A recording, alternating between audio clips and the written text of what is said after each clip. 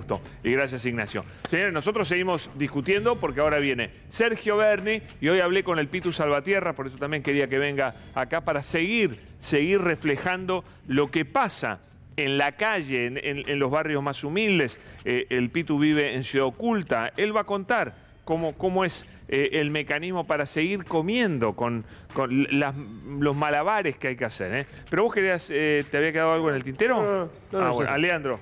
No, a ver, yo lo que decía era que todo esto que están diciendo, si no aplicamos, digamos, teoría económica, esto no va a salir adelante. Si no controlás los agregados monetarios, no va a salir adelante. Si seguís teniendo dominancia fiscal de la política monetaria, no va a salir adelante. Pero vos viste lo que te explicó Manoli. Cuando Macri no emitió, la inflación se le fue al diablo igual. Fue un ejercicio de 3 meses que, a ver, el que sabe política monetaria, él es expresidente del Banco Central, lo sabe. Hay rezagos en política monetaria. No es que vos apretás un botón y tenés efecto inmediato. Tenés mínimo de 6 a 12 meses de rezago. Por lo tanto, si vos querés que algo tenga efecto, tenés que sostener esa política en el tiempo al menos un año. Lo que hizo Macri duró 3 meses y aparte no era sostenible porque era emisión cero con tasa de interés al 70. Por lo tanto, todos sabíamos que eso eventualmente iba a ser más emisión. Bueno, ya es historia antigua. Señor. No, me quedé pensando también, Pablo, a cuento de lo que se discutía recién, que es muy probable que el gobierno tenga variables macro buenas para mostrar incluso en un escenario donde la inflación está galopante, ya que se fue todo el tacho por ese lado.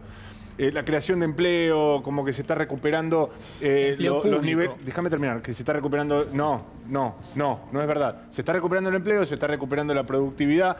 El problema esos son central... datos, claro, bueno, por eso, no quiero que se pelee con la realidad, pero el problema central que existe en este momento es que con esos números, con crecimiento del empleo y con crecimiento de la productividad, la pobreza está peor. ¿Eso qué significa?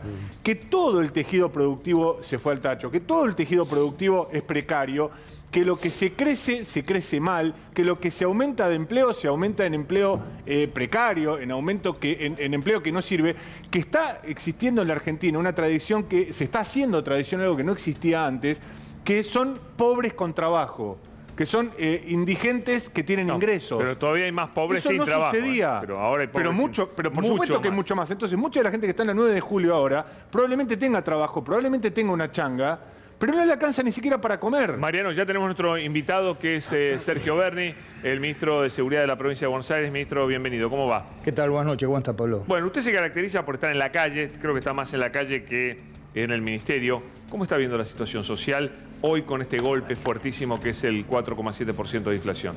Bueno, me parece que si bien no hay un clima de tensión, hay un clima de preocupación, ¿no? No hay peor enemigo para nuestra clase media y para los sectores más vulnerables que la inflación. Y en ese sentido celebro que el presidente hoy haya dicho que va a declarar la guerra a la inflación. Mire, toda guerra necesita un plan de guerra para un gobierno que decía hasta ayer que no creían los planes. Así que bienvenido sea y ojalá que este anuncio se convierta en una realidad y no solamente en la lucha por bajar la inflación, sino por sobre todas las cosas recuperar el poder del salario y pelear contra esta alza de los precios que están totalmente descontrolados. ¿Le puedo preguntar qué hubiera hecho si tenía que votar el acuerdo con el Fondo Monetario? Yo hubiera votado por el sí, lo dije ya desde allá por enero. Obviamente que es un sí condicionado, ¿no? A ver, usted es abogado. Usted sabe que el convenio o el contrato con el Fondo Monetario Internacional es un acto jurídico. Los actos jurídicos, para que sean válidos, necesitan 3 cosas: discernimiento, intención y voluntad. Y la verdad que esto es en términos figurados. Estamos todos firmando, o se ha firmado en contra de la voluntad, porque se está firmando con una pistola en la cabeza. ¿Es esto o el default? Así que me parece que no había otro camino más que firmar, aceptar estas condiciones que lo sabíamos desde el principio, porque después si quiere discutimos por qué llegamos a este tiempo contrarreloj para firmar el Fondo Monetario Internacional. Ahora, Sergio, muy bueno y destacado por mucha gente el discurso de la diputada Propato. De casualidad es su mujer. No por casualidad, es su mujer, pero ella votó en contra. Igual, a mí usted no me tiene que explicar el voto de su mujer. Eso está clarísimo, ¿no? Cada cual hace lo que quiere, ¿no es cierto? No, pero ella nosotros discutimos mucho, ¿sí? Yo le dije, lo que no puedes hacer es abstenerte. Votá a favor, votá en contra, lo que vos votes, para nosotros obviamente vamos a acompañar, porque somos una familia. Pero Agustina es hija de una generación diezmada por el neoliberalismo. Agustina es una persona que perdió a su padre embebido en la tristeza por falta de trabajo. Y eso lo ha pegado muy de lleno, y yo creo que el discurso de Agustina en la Cámara, más allá de tener fundamentos teóricos, estaba muy impreso de emoción, ¿no? Y eso fue lo que transmitió y lo que han valorado todos los diputados, compañeros de ella. Por sobre todas las cosas, cuando había prácticamente un pacto de no hablar para no generar rispideces, ella sintió la necesidad de expresar esa angustia que tenía, porque estaba viviendo y estaba rememorando los peores años de su vida, cuando su padre entró en la depresión por falta de trabajo por estas políticas neoliberales. Por eso el voto de Agustina estaba cargado de un profundo sentimiento. ¿Qué tal, Bernie? Te llegó al corazón lo que dijo Bernie por primera vez, creo. No, le quiero decir algo. Seguramente ella lo transmitió desde la emoción, pero tu compañera, si me permitís tutearte, tomó una decisión política. Sí, claro. O sea, no fue una decisión emocional. No solamente yo lo que dijo el discurso, pero obviamente fue la única que tuvo el coraje de plantarse y hablar, ¿no? Le podrá gustar, no le podrá gustar su decisión. Lo que nunca iba a hacer era no hablar y fundar por sobre todas las cosas su voto. Claro, para tomar esa decisión política. Yo quería, si me permiten, recordar, ¿no?, que en 2020, en marzo de 2020, acá lo hemos dicho varias veces, Cristina habló a los funcionarios que no funcionaban, los mandó a laburar y dijo claramente en ese discurso en el Estadio Único de La Plata, si no me equivoco, frente a algunos de los asistentes que se cruzaban de brazos y no aplaudían, pidió alinear precios con inflación, que el crecimiento no se lo lleven 5 vivos y que el salario le gane a la inflación y alinear precios de alimentos. O sea, y hoy estamos a marzo de 2022. O sea, hace 2 años. Es cierto. Entonces digo, ¿ahora le declaramos la guerra a la inflación? Para vos es tarde. Mejor, bueno, me parece la verdad que lo que usted dice es cierto. Nosotros en la campaña veníamos a solucionar lo que Macri había provocado, que era una caída de casi 23 puntos porcentuales del poder adquisitivo del salario, una inflación de casi el 40% y una pobreza que estaba en los 40 puntos, y lejos de poderlo solucionar por diferentes motivos. Después podemos discutir si la pandemia o no la pandemia, pero lo concreto, lo que a la gente le interesa es que su poder adquisitivo no subió, la inflación subió y la pobreza subió. Por lo tanto, usted me dice que es tarde, sí, concuerdo con usted, pero mejor tarde que nunca, porque claro, el peor plan... Me gusta Bernie de acuerdo con Cintia. Claro, que seguro no vamos a estar de acuerdo en el peor plan que un mal plan es no tener plan. Claro, totalmente. Pero me esperan un minuto porque quiero bajar un poquito a la realidad. Obviamente el ministro la conoce bien, pero el que la vive todos los días, esta situación social, es el Pitu Salvatierra. Pitu, bienvenido. ¿Cómo andás? Hola, Pablo. Vos sos peronista, para que nadie tenga ninguna duda. Sos un peronista de siempre, de toda la vida. Y lo vivís. Para mí sí, capaz que para otro no. Bueno, ¿qué se vive en Ciudad Oculta? Bueno, venimos arrastrando una situación compleja desde hace muchos años. Creo que el problema no es la actualidad, sino lo que vos venías arrastrando. Hoy salió el número de la inflación. La inflación que nosotros sufrimos está más cerca del 8% que del 4%, porque nosotros solamente consumimos alimentos hace mucho tiempo. Mi gente se gasta la plata del 80% en alimentos y el 20% restante en viajar, al laburo y volver. Eso es el consumo. Entonces la inflación en los sectores populares es mucho más dura y mucho más profunda, más teniendo en cuenta la informalidad laboral, que es un gran problema. Nosotros, como siempre decimos, no conocemos ni de vacaciones, ni de aguinaldo, ni de paritaria, y no tenemos dónde volcar la inflación, la absorbemos. El tipo que te está vendiendo pañuelito descartable en el colectivo, en la esquina del semáforo, no tiene dónde descargar la inflación. Entonces, lo que se está pasando es que hay una olla de presión que venimos soportando desde hace 6, 7 años. en donde Sergio tenemos... dijo no hay tensión, ¿coincidís? ¿Cómo no hay tensión? Dijo no hay tensión, dijo que la situación es mala. No, hay pero llega a haber desesperanza. Exactamente, por eso. Que no hay es tan esa peligroso tensión. como la tensión. Porque cuando la desesperanza se hace continua y permanente, en algún momento se convierte en bronca. Por algún lado estalla. Entonces, venimos desesperanzados ya hace muchísimo tiempo. Creo que eso, desilusión, desesperanza es lo que puede sintetizar el momento que estamos viviendo hoy nosotros. Y no hay nada peor que un gobierno no recree una esperanza, ¿no? Es decir, si un gobierno no es capaz de llamar a un acompañamiento, a un proyecto, de concitar algún grado de esperanza, es lo peor que le puede pasar. Es decir, si vos le sacás esa ilusión al votante, ¿qué te queda? Nada. No, pero lo peor también es que, estoy de acuerdo, Mariano, y siempre escuchar al Pitu es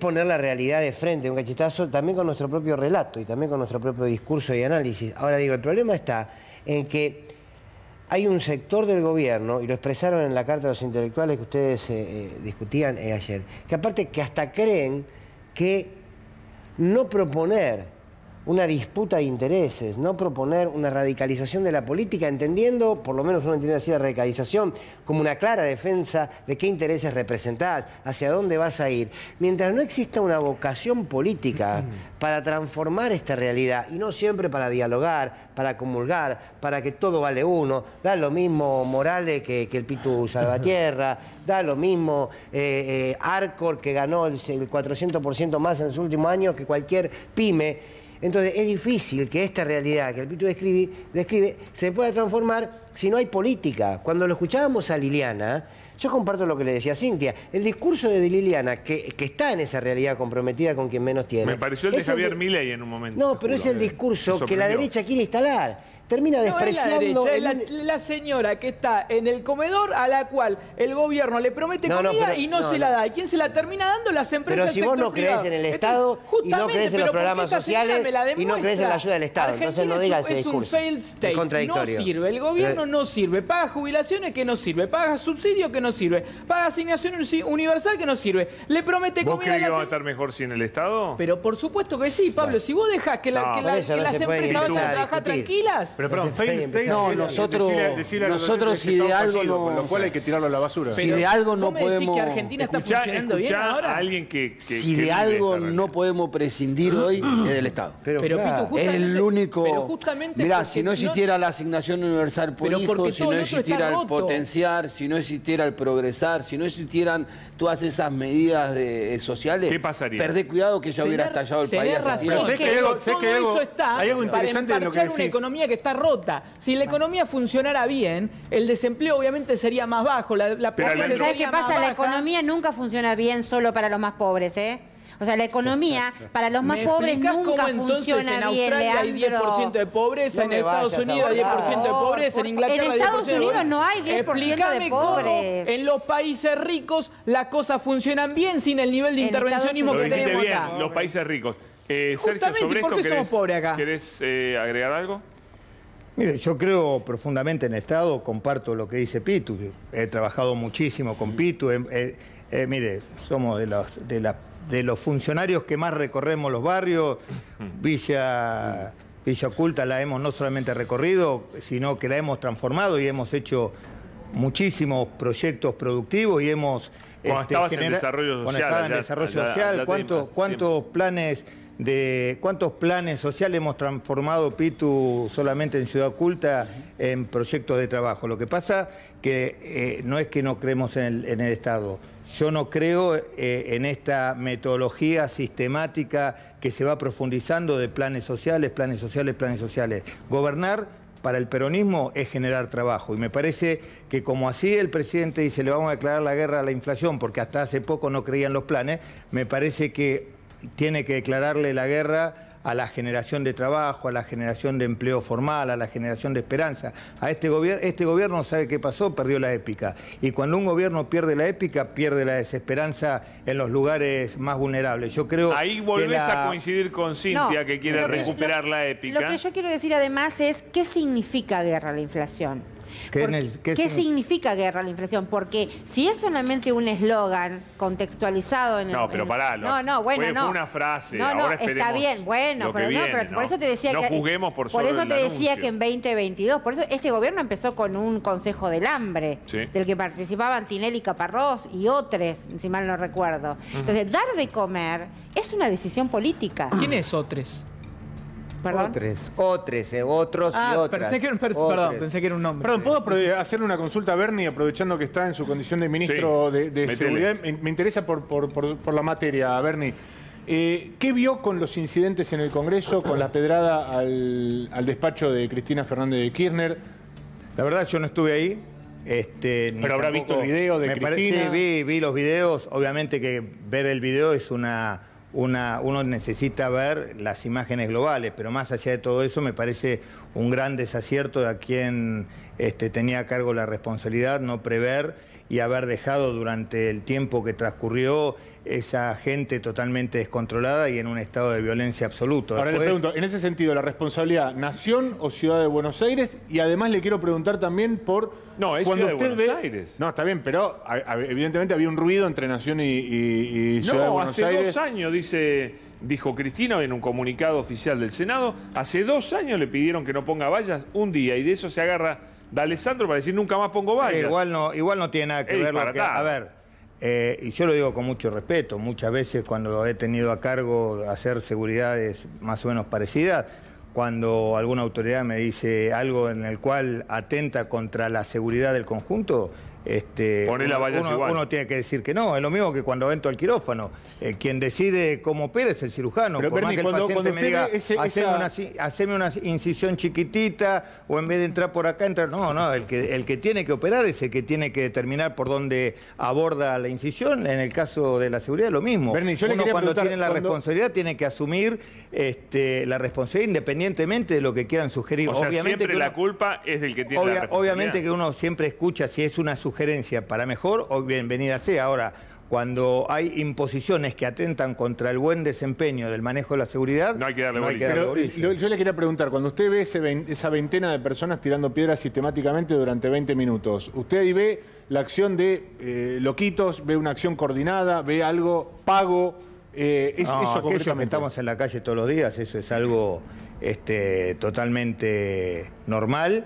Y normal desde el punto de vista que son pequeñas bandas que se agrupan para hacer esto. Lo que más me preocupa es la inacción de casi 20 minutos Sergio, de la policía. Entonces no abona la teoría cooperativa. Bueno, a eso voy. Eran 20 personas que solo tiraban piedras y con gomeras, bolas de plomo o de canicas a un mismo lugar. Eso no es lo lógico. Lo lógico es que están tirando para todos lados las piedras. No, estos sectores ya de antemano saben a dónde van, saben lo que van a hacer.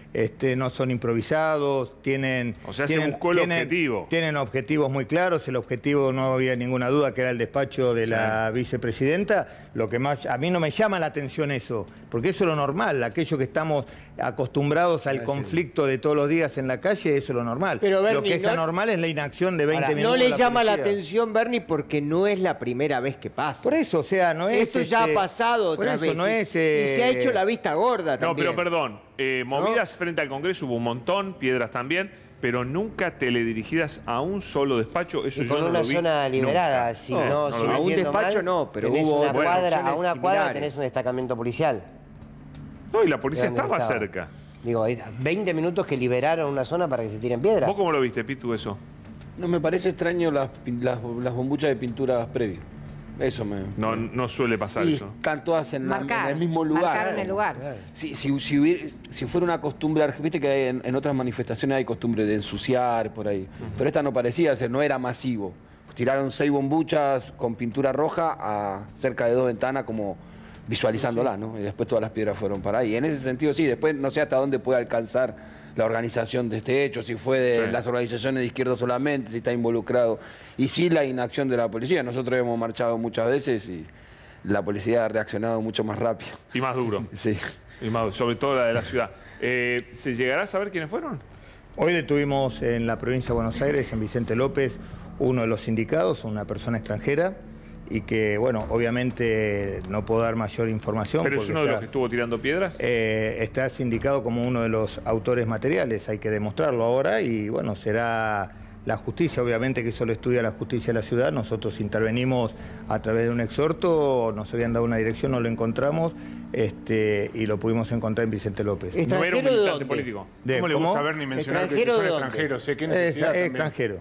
Bueno. No puedo dar más. Pero si está en la etapa inicial de investigación, ¿para qué menciona que son extranjeros? Porque es extranjero. No, pero no me parece, me parece que honestamente. Yo lo he escuchado, ojalá que lo deporten. Pero yo lo he escuchado en muchas ocasiones a Bernie, y hay como una conducta siempre de marcar cuando son extranjeros. Los peruanos, que tal cosa, los bolivianos, que tal. Nunca se escucha a los finlandeses que una cosa. ¿Lo dijo de dónde es?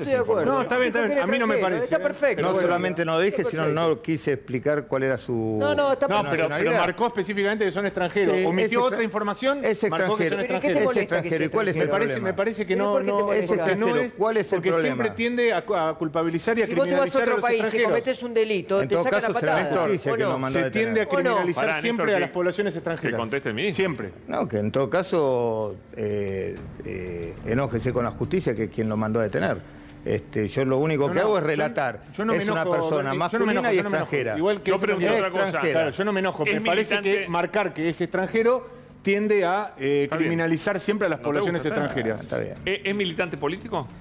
Aparentemente tiene una relación de militancia política, sí. No puedo dar mucho más. Bueno, ese es un dato, porque se suponía que no eran militantes políticos.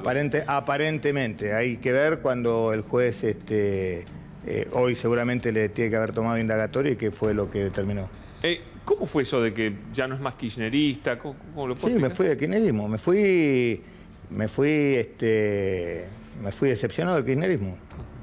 Me parece que Frente de Todos, el kirchnerismo, perdió la conducción, perdió... Nos dicen kirchneristas yo no sé, en realidad yo no sé si me fui o el kirchnerismo se alejó de las bases por la cual estuve militando 34 años. A ver, eso es interesante. Yo creo que el kirchnerismo, a partir de conformar Frente de Todos, perdió su esencia. Mire, si usted en un tacho de pintura... Pero acá el kirchnerismo se desmarcó del gobierno. Si usted pone en un tacho de pintura, pone pintura blanca y pintura negra, ¿puede esperar que salga un color rojo, amarillo, azul o verde? No.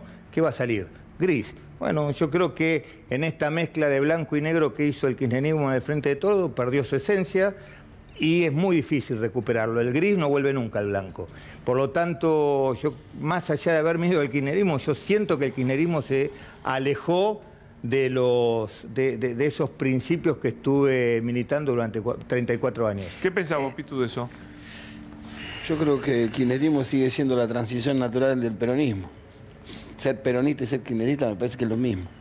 No hay contradicciones ahí. Yo creo que sí estamos un poco dibujados con el gobierno que lleva adelante Alberto Fernández, pero me parece que... A ver, yo puedo decir la verdad, yo creo que hay unas discusiones palaciegas que no tienen sentido con lo que estamos viviendo día a día, no entendemos cuál es la discusión real, no entendemos por qué algunos votaron o no votaron, los que no votaron no explican por qué no lo votaron, no tenemos claro cuáles son las cosas que preocupan del convenio con el Fondo Monetario Internacional. Lo que sí sentimos es que la dirigencia política no está discutiendo los problemas cotidianos de nuestra gente, sentimos que esa discusión está lejos de lo que nos pasa a nosotros cotidianamente. Creo que hay tipos que tomaron una deuda más grande de este país y se ofenden porque le dicen que tomaron la deuda más grande de este país. Me da una locura, ¿me entendés? Entonces digo, hay como un no reconocimiento de la realidad que está viviendo, donde hay una sopa tan rancia y espesa que se empieza a cocinar abajo y cuando esto huele por los aires, no se va a salvar ninguno.